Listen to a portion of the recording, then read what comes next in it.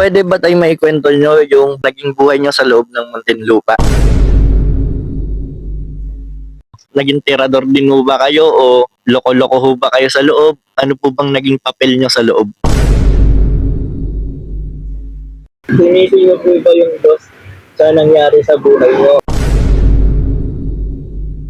Magandang araw sa inyo. Ako nga po pala si Tony Gal at ngayon babaybayin natin yung kahabaan ng kalsadang ito upang maghanap ng mga dating PDL o yung mga dati nating bilanggo upang makapagbigay tayo ng magandang kwento para sa ating mga manonood. Sino kaya ang makikita natin at ano ang kanyang naging kaso? Ilang taon ba siya nangulungan at ano ang naging pangkat niya sa loob? Samahan niyo ako subaybayan ang kanyang kwento. Ako si Efren Calyado, Tubong Bicol, at nagkakaso ng suspected murder. Nakulong ako sa Aurora Province. Isang taon at kalahati ako doon bago ako naibiyahe ng Muntinlupa. Pwede ba tayo maikwento nyo yung naging buhay nyo sa loob ng Muntinlupa? Sa loob ng Muntinlupa, naisip ko parang hindi ko kaya na mangulungan. Pero sabi ko, sabi ko itong pagkakamaling ito, kaya sabi ko, tatanggapin ko ito, kakayanin ko ito. Sa awa ni Diyos naman, nakuha kong makisama, maayos.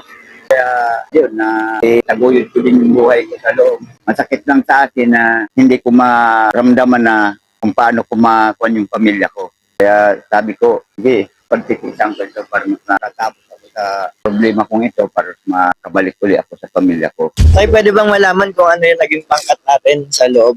Ang naging pangkat ko talaga, hindi ako nagkwandal ang Bicol, talagang bahala na gang. Dating tatak nyo na po yung bahala. Oo. Ayan mo, pakita natin yung tatak ni tatay.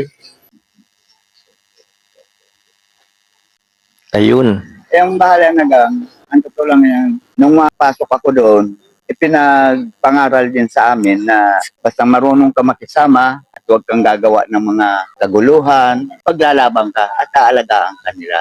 Yan ang patakaran ng pangkat. Ngayon, pag orasan, nakakuha ka ng kaaway na kayang aregluhin man lang ng pinakamayor, ng pangkat, inaareglo. Huwag lang yung mamatayan din yung pangkat na hindi walang alam ng problema. Doon na nagkakameron riot. Riot. Ganti. Mm. Pero napakagandang kwan din ang bahala na Nung nasa Muntinlupa ba kayo, nakaabot po ba kayo ng mga tinatawag nilang riot o kahit yung tinatawag ko nila yung pabulusok-bulusok na lang na tirahan sa loob, nakaabot po ba kayo? Ko yun. Kaya doon, pag oras na sabing may ubom, sabing may tirahan, talagang handa ka na. Pero hindi ka pwedeng tatakbo-takbo dahil hindi mo alam kung sino ang kalaban mo doon. Kaya dapat simple ka lang, napauwi ka sa sarili mo ng brigada. Hindi ka pwedeng papasok kung saan kang brigada papasok. Uuwi ka talaga doon sa sarili mo brigada. Bali tayo, meron ba kayong nasaksihan yung talagang tumumba dyan o? Oo, meron.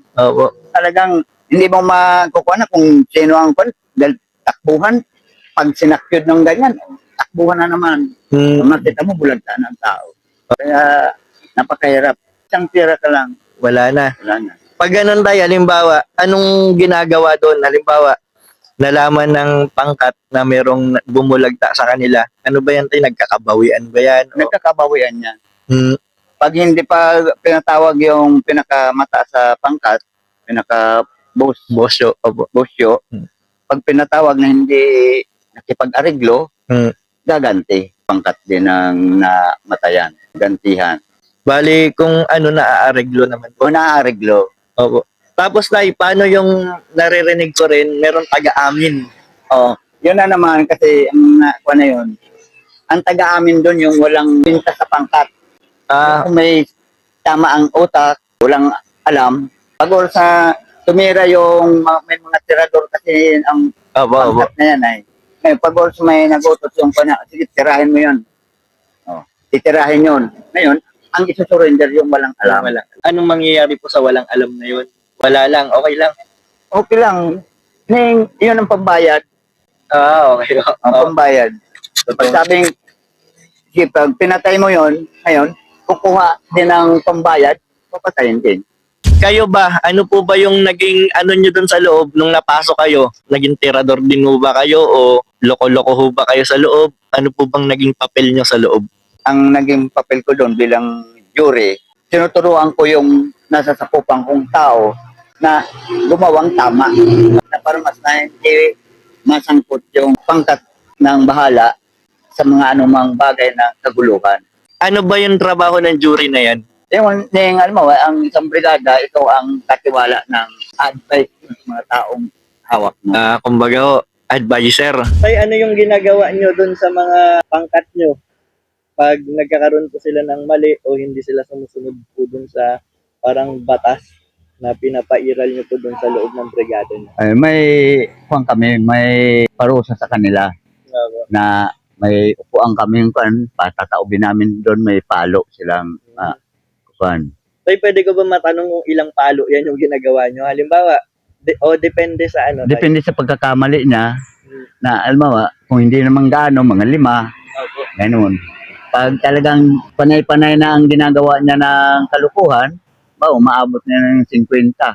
Nung nasa labas ba kayo, tay, makajos ba kayo, tay, nung nasa labas kayo? Oo naman. Palbasa, siyempre may mga pamilya din ako na turuan ko din sa hindi makalimot sa Diyos. Paano sinubok kayo yung pananampalataya nung nasa loob kayo?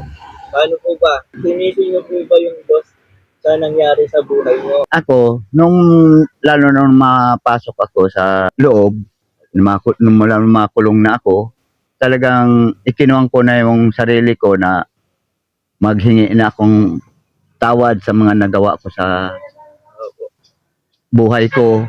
Hiningi ko na sa Panginoon.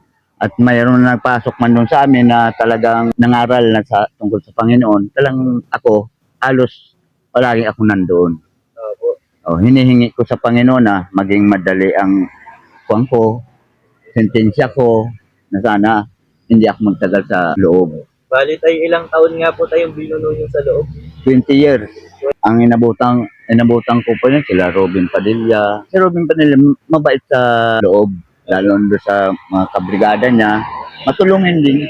Ay, nung nasa loob pa kayo, tapos nung malapit na kayo lumaya, naisip nyo ba yung hanapin yung pamilya nyo nung time na lalaya na kayo? Oo. Dahil sabi ko, nung tinawagan na nga ako ng palaya na ako, sabi ko talagang tinanong ako ng namin sa opisina na kung uuwi pa ako. Sabi ko, steady mo na, sabi ko ako dito, kukontakin ko, sabi ko, yung pamilya ko. Naihingin nyo na po ba ng tawad yun lahat-lahat? Kumbaga sa sarili nyo noon? Napagsisihan nyo na po ba lahat ng mga ginawa nyo noon? Lahat ng kuwan ko, talagang pinagsisihan ko na rin, pinagdusahan ko na rin yung kuwan ko dito. Pero wala na yun sa akin na kung ano pa man. Dahil pagsisihan ko na yun na sa loob ng 20 years na pangulungan ko Dami ko din na pinagsisihan dahil saka doon naghirap ng buong pamilya ko hanggang sa ngayon. Bahala na ang Diyos kung ano ang kuwan sa akin. Opo, parang ang laki rin ng 20 years na nawala sa inyo. Oo. Ano po tayong mga mapapayo nyo, hindi lang sa kabataan, pati na rin sa mga matatanda na, ayun nga po, minsan di natin maiwasan kuminit yung ulo, tapos, lalo na yung mga kabataan ngayon, kontigan mo lang, kala mo mga ngain mo ng tao. Ay, ano tayong maipapayo nyo sa kanila na kung gaano kahirap po dun sa loob? Ako, ang maipapayo ko lang sa mga kabataan ngayon at kahit nandun sa mga katulad ko pa rin na edad, ang maipapayo ko lang sa kanila, kung sakali man na mayroon silang ng mga kaalitan o parang medyo umiwas na kung talagang hindi kaya ng umiwas na lang para mas na dahil hindi ko man siyasabi na kaya nilang mangulungan. Pero pagdating sa nangyari na yon, pagsisihan nila yon. Dahil sabi ko nga, bakit sabi ko, nung hindi pa ako nakulong, ilang beses lang ako nagtatawag sa Diyos. Sabi ko, nung makulong na ako, libo-libo na ang tawag ko sa Panginoon. Kahit na sabi ko, siguro maliliit na santo, natawag ko pa rin dahil sa kagipitan ko.